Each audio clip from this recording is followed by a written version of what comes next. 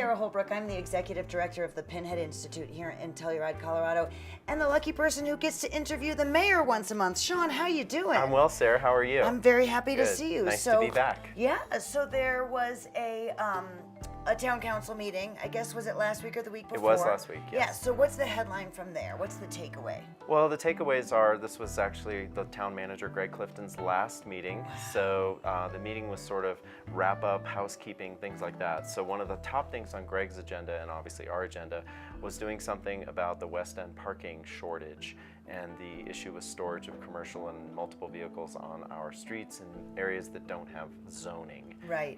Zone for street, for Yeah. parking permit. And we don't need to go into the weeds of the zoning, but the people who live here don't have easy time parking, and then visitors sometimes try to park here because there's not as many regulations. On the west end of town, you have approximately 500 people competing for 120 some odd spaces. Ouch. So Yeah. we tried to make it a little more neighbor friendly, and by issuing and adopting a new zone, Zone A, which will allow people who live within that zone to receive one parking pass per household, and they will be able to hopefully find parking a little more readily. And those who leave vehicles on the street right now that are long-term storage or commercial or otherwise won't be able to do that without a permit. And when does that go into effect? That will be going into effect in October. Oh, so soon. So soon, yes. Yeah, yeah. Your government at work quickly. Right, yes. exactly. Speaking of Greg, he is moving off to Vail now, right? That's correct. And so what's going on with the search? I think you said last time, or one of these last times, that you'd actually hired a professional recruiter. We did. We've received, as of last Thursday, the 21st of September, which was the closing date for applications, we have 55 candidates. Oh, wow, that's a lot. From 22 states. Wow. 10 of the candidates are from the state of Colorado. So I thought there might be more, but that's what it is. So what the next step is, town council will be meeting on October 3rd in executive session in the morning to sit down with the recruiting firm and to go through their top 15 picks, let's say, of those 55. And then our goal will be to narrow that to a handful, 3, 5, 6, who knows, and invite those candidates, the finalists, to come for interviews here in Telluride on October 17th. As part of that interview day, they'll not only spend time with the council members, but we will also have public fora so that people will have a chance at the library. Is fora the plural of forum? Yes, I believe it is. Fancy. You might, you're the Pinhead smart one, Exactly, but that's just it's science, STEM, not language. Science, technology, engineering, and math. Okay, well, those of us Anyhow, that were fora. wannabe English majors that didn't quite make it that far, I think that's correct, but Right. we'll let someone else write in and correct us. Yeah, please do. We'll hear about it. So anyhow, anyway, what, we the will. public can meet these candidates? The idea is either and during the course of the day of the 17th and the 18th of October, we'll have multiple opportunities for people to get to know the finalists and to give us feedback as to what they're thinking. So please mark October 17th and 18th as dates when you should be hopefully making time in your schedule to drop into one or more of these events so that we all have a chance to weigh in on whom we would like as our next town manager. Right, okay. So Greg was working very closely with a number of different organizations to try to green the town of Telluride. Are there any headlines with regard to his efforts on that behalf? Or Well, Greg, any of the meetings that you've had Greg with is those groups? Greg is an active participant in the Mountain Pact, which is our federal lobbying effort that's really run out of California. But Todd Brown and Greg were our 2 point people for that. Similarly, for CC4CA, Colorado Communities for Climate Action, Yes. Greg is a board member there, and thankfully for all of us, Greg retains that role because he didn't leave the state or leave the West. So we will just have to appoint a new representative for town to participate in that body. And then the Colorado Compact of Colorado Communities, the CCC, which is the local grassroots organizing effort that we've been involved with a little bit more closely here, that we will be bringing forward an ordinance to set a goal in the coming months. And so there was really nothing on Greg's last agenda that he really wanted to do in those regards. We really focused more on other housekeeping matters, which aren't that exciting or that sexy. But the takeaway is, obviously, Greg left us in a really good position. He's done a terrific job of building one of the best staffs that you could ever have for town employees. And we can't be in better hands. So we'll be, in the next month or two, it'll be a transition period. Diane Kipfer, who's been a longtime town star, will continue, will serve in Greg's role Right, as so there's acting an town interim, manager. okay. So, and basically Diane does that frequently whenever Greg goes out of town. So it's as if we're just having a little extended Greg vacation. Right, Until we all exactly. accept the fact that his first day in Vail was Monday, the 25th of September. So, but we're in good shape. The other thing Greg really did and that he was a star at was budget. It's sort of a grueling, detail intense thing that no one really likes to get in the weeds. Greg was, you know, a star at that. And, So and we has spent, that been, yeah, we have basically accomplished? been through a series of budget meetings. We will be bringing forth a budget for consideration by Town Council at our October 24th meeting. So, but we've gone through all the planning process. We've sort of set the projected amounts. We've been, for example, one of our other focuses of the last meeting was, or foci, was community support. And we give 5.7% of our annual revenues Right. to community organizations. Like TTV, right? That's correct. Yes. TTV is one of our top 10 stars in that way too. So we heard This from mayoral update brought to you by TTV with the support of the town of Telluride. and we appreciate the opportunity to be on TTV, for which we pay you, or the TTV organization, in order to be able to share more government affairs information directly with people. So Right. this is a great opportunity, I hope, for both of us, Yeah. for both Telluride TV and for the government. Yeah.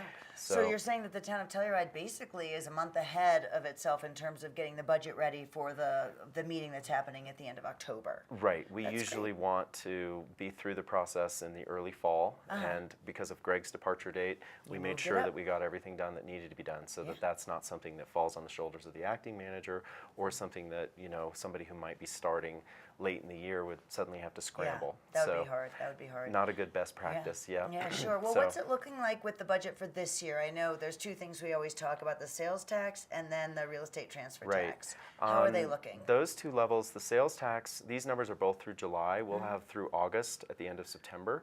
But the sales tax, we're about 5% of where we ahead of where we were last year. And it always is growing, and so that's pretty great. If you listen to Councilperson Brown, Todd Yeah. Brown will tell you that over like a 20-year stretch, anytime you take that lens and shift it, that our rate of growth has been 6 or 7% in sales tax. So we're right there. I think, you know, it's justifiable that things are slowing a little bit because of national uncertainty and other things. But all in all, on a sales tax basis, we like being where we are because we're budgeted off of a much smaller basis anyway, so we'll Right. end up with a surplus. And all that sales tax money, as we always say, goes into our general fund, which basically funds the normal operating daily activities So, of our government. Salaries of the government, Salaries of the lights that government. are on, Correct. heating for the town hall, things like that. The Okay. non-sexy stuff to make sure that we're available to you. So, Sounds good. and then on the capital side, actually the story's even better. We are 45% ahead of where we were last year with real estate transfer tax, which is kind of shocking. Yeah. It's Because probably, last year was a very good year, I think. Last year was an excellent year. Yeah. Exactly. So we're that money goes into our streets and infrastructure development. We also fund our transit service out of that. So the Goose is funded out of those capital monies. Great. So that means it's going to be another healthy year for the Goose. Right, that's nice, yeah. And of course, as you know, we're also working hard on the SMART level, the regional transit level, so everything outside of the town Right, limits. so SMART is regional transit for Telluride to Norwood. Mountain Village, yeah. the R1 school district, with a couple little small exceptions within the district. So half of our county, in effect. Wow. And that system, we're actually, I just came from a meeting where we were discussing doing an interview for another candidate, and so For a we new expect executive director for SMART, because they this just week have an interim we director do. at this point. Yes, Yeah. Amy Levick is serving as our interim director, actually quite ably. Of course. But she would like to be able to have other things going on in her professional life, and so we had informal discussions last week we had a Colorado Association of it's the Transit Authority for Okay. all the towns in Colorado. Sure. They had a convention in Mountain Village last week, and so one of the candidates, one of the people who was there was like, I might be interested in this job. Sure, why so not? Look at Telluride. he Wouldn't you wanna approached work us here? and we said, hey, how about doing a formal interview with us this week? So we are going to be, we announced this afternoon that he is a finalist in our process, and we're going to be interviewing him later this week. So we're hoping that nice. maybe something comes together very soon. Yeah, well, that's But great.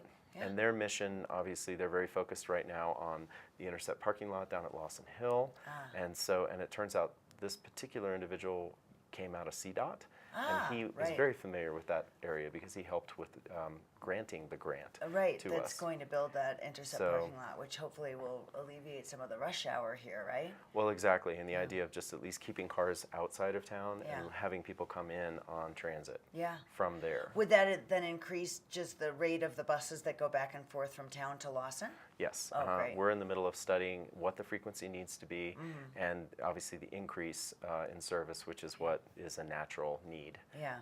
for everybody. And I think a lot of people who did support SMART, that's low-hanging fruit. That's like an absolutely, we've got to do this. Let's Yeah. ramp this service schedule way up. Sure. So at the moment, SMART doesn't have its own rolling stock, so it's going to have to contract with the town With of the town of Telluride and the Telluride. town of Mountain Village Sure. for use of their buses. But that's fine too. Those pieces of equipment have downtime, and we're all on the same page about making sure that we make those available to SMART. And the town of Telluride is working through the intergovernmental agreement right now on trying to figure out what the best arrangement is going to be and when our assets are going to be freed up so that SMART can make use of them. Yeah. So, So good. but we spend $600,000 a year already on intra-town transport. Right. So, we have a number of vehicles and we have drivers. So, Yeah. and that's what SMART needs to lease from us. Yeah. So, at least initially. And then the other good news about, maybe cross your fingers, this candidate is that he's done lots of grant work, and so he won't need to be educated Right. on how you get out there and start fighting for your share of capital dollars so that we can buy more equipment. Yeah. So it's at least a good, I think it'll be a good week for SMART. Oh, good. well. Excellent. Fingers crossed then. Let's talk about affordable housing. Speaking of like Sure. fast, moving things, I guess. Well, have you been out to the Virginia yes, Plaza I area? have, yeah. Uh-huh. It was interesting because I haven't been inside the units right now, but the 12 two-bedroom apartments and the 6 one-bedroom studio units are really taking shape right now. We approved the final design for the 3 tiny houses last week. So the tiny houses that'll be stepping into the preserve on the other side of the road. And then the 46-person boarding house the foundation work is still underway, but it's substantial. Yeah. So, So- on target, all of them? Yeah, those, all of that, we're going to probably open that project in 2 phases. We're thinking that the 12 two-bedroom apartments and the 6 one-bedroom studios will be coming online next April. And those are all rentals, not for Yes, buy. all Yeah. of this is rental, because that was the need that we wanted to make sure that we did our part for. So those units will probably come on in April, and then maybe the end of May or in June, the boarding house will be completed, and then that process will move forward as well. Wow, it sounds So fast. Yeah. there's housing for 100 Wow, coming yeah. down the pike Yeah. within months. And when you drive down towards Lawson on the right, there's a lot of construction now. That's private? That is housing private. development? That's actually the San Miguel Valley Corporation. Okay. They have apparently received approval from the county, since that's the county. Right. They received approval, I think, January of 2017 for a 35 home development. Ah, okay. So I think they're on 2 or 3 acre sites, so we can do the math. Yeah. But less than 100 acres there. But there are 3 cuts off of the highway. And that's what's being built right now, right? Is the All they driveways did was off? just the cuts, Yeah. yeah. And for whatever reason, their approval, it extends for a period of 10 years. To my knowledge, they're really not getting ready to do anything. Oh. But the town, we decided that within 2 years of their approval, it would be a good idea if they did those cuts. So they've just jumped on that, and that's what you see. Ah, okay. So hopefully the traffic jams and those barriers that are dangerously close to our right-hand fenders or whatever Yeah. will be out of your way pretty soon. Yeah, well, it looks like the work is going fast. I think they're done on 2 of them, and now the 3rd is the one that's pending. Yeah, So, yeah. and then the good news about that area, this is a much longer term thing, but there's a 2.5 acre parcel that's closest to town there that is dedicated to the county for affordable housing. Oh, nice. So it's another spot where perhaps the town and the county can do a joint venture and put something of that nature there. Yeah. So And that's very close to town. exactly, Yeah. it's super walkable, easily bikeable. So that's a longer term goal. On Sampa, the Sampa lot across from Baked and Telluride, Oh, sure. we received final HARC approval last week, Okay. and so, or maybe it was the week before. I think it was the week before.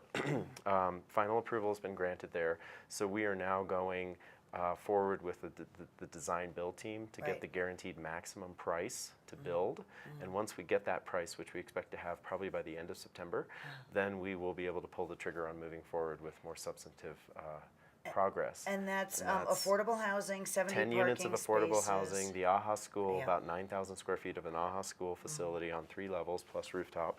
And then you'll also have about 75 spaces underground for parking. Yeah. So that'll double your parking in the commercial core. We'll have the AHA school nicely moved over into the core, Yeah. and we'll have housing for 10 more. They're probably 2-bedroom mostly, so And are those purchase or rental? we haven't decided yet. Community should tell us what they want. Community, tell us what you If want. we need more purchase rental and or that needs rental? to be rental, tell your town council members. You Yeah. can find us all on the website for the telluride-co.gov. Right. But And there's more construction kitty corner from that lot is the the transfer. the transfer warehouse. Yes, exactly. My knowledge on that is more limited since it's a private project. You know, sort of both Telluride Arts is moving forward with their design and their vision for the old ruin there.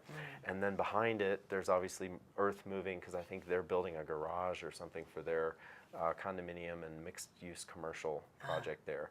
And then the southeast corner seems to be pretty much coming to fruition now. That's the earlier phase of their project. That really has nothing to do with me or us, Right. but But that anyway, looks like it's finishing up. it looks like it's finishing up and filling in. And so I think as these things sort of take shape and people sort of start living with them and see the scale, reality can actually inform your judgment about that instead of thinking that it's going to be a behemoth or some other monstrosity in that neighborhood. So, Yeah. but exciting news. It's a good, I mean, it'd be an ideal place to live. Yeah. I think you'd Right have tons there. of people wanting to be in those 10 units. Yeah, you'd never have to worry about running out of food. You could run across the street to BIT or to the market. Or to Liberty, or Yeah, it's like kind of a exactly. dangerous place Yeah, actually. exactly. Or a All of your book. needs are met right You there. could just run up the back stairs of the bookstore. Oh, that's actually right. Very You convenient. share an Yeah, alley. Yeah. Exactly, exactly. No, all sorts of good reasons All to be sorts there. of good reasons. So what's the next lot that town is considering developing for Well, affordable housing? The town council's actually voted to start the design build process with the Lot B out there, but the RV lot next to right. Entrada. So what we're going to probably do there is 15 or 16 units of larger, more family-oriented sort of townhouse style, Sure. hopefully mostly 3-bedroom. And we're going to only take, for those of you that park in that area or are worried about lack of parking, what now can accommodate 80 cars will project it to go down just to 60 cars. So there'll still be parking for 60, plus the on-site, townhouses will have their own parking underneath the townhouses. Oh, right. So if there's 10 of those, then that provides 10 parking spaces or something. Or 20. We're actually going to do them in tandem, Oh, okay. so that we make sure that we have a realistic. The land use code says you only have to have 1 parking space per dwelling unit in the town. Well, we have these 3-bedroom dwelling units, let's say, and they only right, have could 1 be parking 3 space. people, right. So even in a 1-bedroom, sometimes people have 2 cars. Right. So we need to be realistic about this, and even though the land use code does not dictate that we had 2 spaces per unit, we've told the design build team that that's really the direction we want them to go. Yeah. So that process will probably start taking place later in the year, where we start having a design charrette, which, by the way, is tomorrow. For those of you, hopefully, tomorrow is Tuesday, the 26th of September. So between 9 a.m. and 3:30 p.m., we are having a design charrette at Town Hall to have the public come in and meet with the design build team and tell them what they want to appear there. On So, the Lot B. On the Lot B. Oh, neat. Yes. Okay, great. So And just in once- time. Yeah, and hopefully if you'll people, start airing this tonight. If Yeah. people miss that, will those plans be online? Will there be? There's always a space there's for a public huge comment. long process that is about to unfold, but it's not smart to start something where we're creating a vision or creating a plan without getting input. So this is not going to happen by the end of next week either. Right. So if you can't make the design charrette on Tuesday the 26th from 9 to 3:30, then please let us know in any other way you'd like. Email council members, email Lance McDonald, come and yell at us, whatever. We'll listen and we'll take this all into account and come up with fine-tune something that works for everybody. Yeah. I mean, obviously that's on the border of a very ecologically sensitive area as well. Right. And so we are, for open space reasons, we are wanting to create sort of at the end of that row of houses a facility where, like a learning center about the valley floor. Oh, nice. So that's separate and apart from the housing project, but that's also envisioned to go on the Within, same right. Lot B. Right, Yes. since it's going to be in the same general space, you Right, might as and well it's got design them all at the same excellent time. proximity to, exactly. And we Yeah. want to make sure we don't box ourselves in or preclude any sort of thing that the Open Space Commission would like to have in terms of the way that structure functions or how it's oriented. And so that process is actually, that discussion is going on right now. The good news is Lance McDonald wears both the open space leadership hat and the housing development leadership hat. So he's completely sensitized to this, and both of those interests and both of those respective boards are being kept in the loop and invited to participate. Yeah, oh, that's so, exciting. Yeah, so that's it. So by the end of the next couple years, 24 to 36 months out, we should probably conservatively have housing for another 250 or so people. So 10% of our town population. Including the Virginia placer. Yes, that includes the Virginia placer. Which is about That's about 100. Yeah. So another 150 and these other projects, in addition. Well, that's a lot. Yeah. So, I always take questions from the people in the town of Telluride. And of course, one of the logical questions is, why aren't we building cloud villages? We could just sell our air rights and then you could just build a house above your own house. Well, we do have sensitivity to height here because of our views. But if there you went you up go. that far, I suppose that as long as you were out of sight, you might be out of mind. Oh. And you might be moving if right, the cloud exactly. is drifting. Exactly. Speaking of clouds, that was some crazy weather we had this weekend. Oh my gosh, There's yeah. still lots of snow on the mountains, and yet I see the news is that it's going to be just an average snowfall. I know, I saw that too, but I'm hoping that's wrong. Well, Yeah. no one can predict the weather. No one can. Not even the Farmer's The only Almanac. way you can predict is to say, wait 5 minutes, it'll change. That's the only prediction that's pretty standard. Well, my hope is that we at least get lots of early snow and that we get a good pack. Yeah. So Yeah. we'll take it. I guess we'll have to take what we get. But, Yeah. No, it's been kind of a hopefully promising start. Yeah. But, You look all around, the mountains are quite white right now. But that was we had Cars and Colors this past weekend. Yes. So that was nice to see a lot of people. I went to 2 functions during the course of the weekend for them, and it was nice to see a lot of people who'd never been to Telluride before. Oh, nice, yeah. So I think they were all driving out of town today in their RVs because I was driving over to Dolores and the traffic was insane. Oh, okay. But the colors were beautiful, so that was good. No, I think we, despite the rain, it was both a good event, Friday and Sunday for sure. Yeah. And it brought a lot more people. That event's only 3 years old. Right. But Ray and Anita Cody have done such a great job in extending our shoulder season and bringing groups of people here who've not been here. Yeah, and the YPO, the Central Region Thank you, is here, that's and the I think next they have segue. like 350 This is or 500 people. I mean, quite a lot of people have come to town for that. This is one of 3 YPO meetings that we're going to have this year. This is the first. This is the Central Region. I think we're going to get whatever Texas is considered next. And then I think the folks from the West Coast are going to be here too. Wow. So the nice news is that, this is an organization, I didn't know much about it either, but it's people who are generally in the rural, under 40, they're in, top management roles. Their company has to have some sort of certain revenue size. 12 million or something Gross like revenue, that. yeah, I was going to throw out 10, but you know better. So I met several of those folks yesterday when I was commuting on the gondola to and from the Cars and Colors function in Mountain Village. And so I was delighted to hear that they had bought out All Reds for one group from Minnesota. Like the states were doing their own little tribal things last night at different restaurants. Yeah. I was on a gondola with a bunch from Indiana. Yes, I was on some with, actually I lived for 3 years in Carmel, Indiana when I was a little kid, kindergarten, first grade, second grade. Yeah. So this couple that I met on the gondola last night, they were like, oh, we're from Carmel. No I way. said, no way. I lived there from 72 to 76. Oh, that's so cute. But yeah, exactly. Yeah. So No, it it's brings nice a nice to, group they of had not people been to Telluride before Yeah, either. yeah. So these are also great initiatives, let's call great them. initiatives, Yeah, and it to bring actually people in. showcases Telluride, and hopefully these folks will come back with their families and ski this winter. Yeah, that would be great. Yeah. What have I not asked you about that you're excited about right now? Oh my gosh. I don't know. I'm just kind of trying to catch my breath. It's been a busy summer. Yeah, it has been, And, hasn't it? Yeah. this fall, this is our time to sort of get stuff done and not be so harried. And hopefully that'll apply for us individually as well, outside of government. Yeah. But I think that certainly if we get some nice warm days, we can get out there and start running again and doing other things. Yes, hiking and things like that. Getting Yes. in shape for ski season. Yes, Yeah. and of course, everyone needs to mark their calendars for Wednesday, October 11th, which is the Pinhead Intern presentation night on the stage of the historic Sheridan Opera House. I thought you were going to say October 3rd and 4th for the playoffs for some of the for And Major yet- League Baseball, but and yet my I was gosh, not, and yet I was not mentioning that. okay, No, that's I was fine. mentioning this wonderful event, wonderful that, Pinhead event, yeah, that hyper-local. encompasses hyper-local, but also it encompasses kids from the 12 different regional schools that we work with, all the way from Cortez to Olathe, from Paradox to Ouray. So we'll have kids from lots of different places here for that evening. And when you say you work with those schools, do you send people out, resources out to them during the course of a year? No, or we do they meet with come those and- schools. Well, yes, we do bring scholars in the schools out to all of those schools. So working scientists in different fields go to, say, a 6th grade class and talk about what it's like to be an aeronautical engineer, or to be a sound scientist, or to be a chemist. So we do that all year long with all the different schools that we work with. But we accept applications for our internship program from 12 different schools, and then we pick the top students and send them off on internships for about 6 weeks in the summer between their junior and senior year of high school.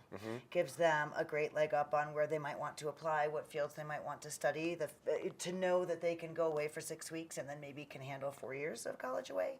And it gives them a great boost on their applications as well. So you'll see all 23, I think, students present on the stage of the historic Sheridan Opera House on October 11th. At Free what popcorn. time? Well, the reception starts at 5:30 and the presentations start at 6:30. Okay. Yeah, All right. yeah. It's a great night. That's something not to miss. No, definitely not sure. to miss. Yeah, exactly. Well, what else is on the community's mind? Is there anything else that you've been... Ooh, you know, I mean, it has been a great festival season, hasn't it? I feel like Blues and Brews just finished, and that was just full of wonderful people and great musicians, and including a friend of ours from Brooklyn who's part of the Music Makers organization, which kind of helps identify and fund musicians who have been around for a long time but maybe are not as recognized as the younger, more current musicians. So it kind of gives a platform to musicians who have achieved a lot of status but aren't necessarily being booked all the time on the concert circuit. So it's not somebody like Bonnie Raitt or Steve Winwood. Right, Okay, exactly, all right, exactly. I got But it. I think there was a gentleman named Robert Finley who played with that group, and I think he's already okay. been invited back for next year and was quite popular with the crowd here.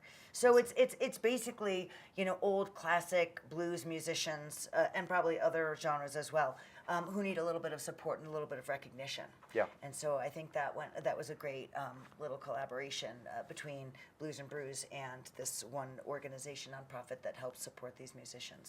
So that was a Well, kind that's of a good nice, to hear, because wonderful it's story. very important to us and Town Council that when we make town property like Town Park available, Yeah. that the community actually gets some sort of input, feedback, benefit.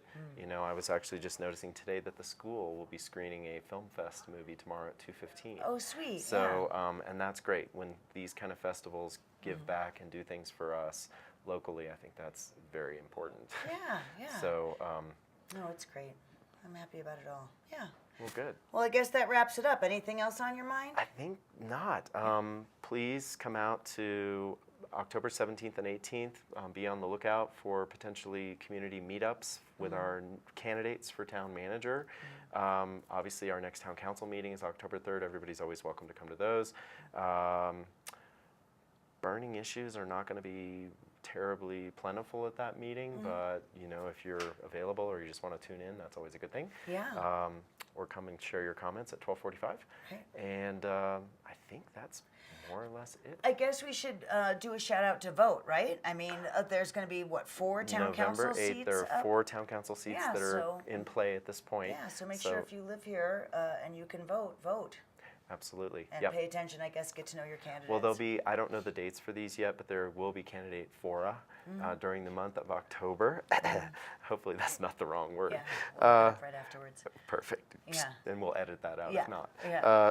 Anyway, the point being, there'll be more than one opportunity for the community to also, whether you're listening on Coda or whether you're attending live, there should be at least 2 to 4 functions where people can go and ask questions of the 10 individuals that are running for these seats. Yeah. So, and that's hugely important. Yeah, so make yourself aware, figure out who it is that you'd like to represent you on town council, And then your vote. mail-in, you'll receive your ballot by mail in October, so you should basically carefully consider the choices, and please do vote and return your ballot. Yeah, exactly. It's always good to be a good citizen, don't you think? It's part of your civic duty. I don't know. I remember. I don't know about you. When I was like 18, I was so psyched that I Yeah. could cast a vote. But Yeah, I was pissed because I was just like, 8 days too young for the first presidential election way back when. well, I was That's a born long in time ago. December, so Yeah, right, exactly. Yeah. But I'm trying to think. Yeah, I am November 14th, so I missed just by, mere days the presidential election way back when.